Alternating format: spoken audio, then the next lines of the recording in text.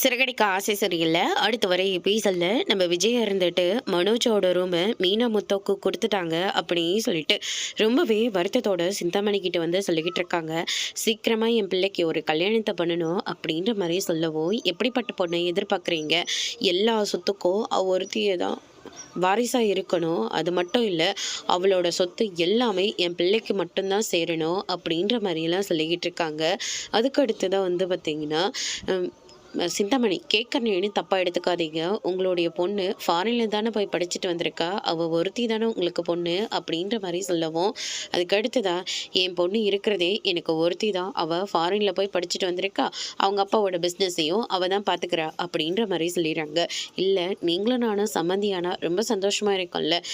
அவள் சின்ன பொண்ணு, உங்கள் பையனுக்கு ஈடு என் பொண்ணு கிடையாது, சொல்கிறேன் என்ன தப்பாக எடுத்துக்காதீங்க அப்படின்ற மாதிரிலாம் வந்து சொல்லிடுறாங்க. புரியுது புரியுது, நீங்கள் எதிர்பார்க்குற பொண்ணு வேணும்னா அந்த மீனா வந்து பூ கட்டுறவ, அந்த முத்து சாதாரண டிரைவர் மட்டும்தான்.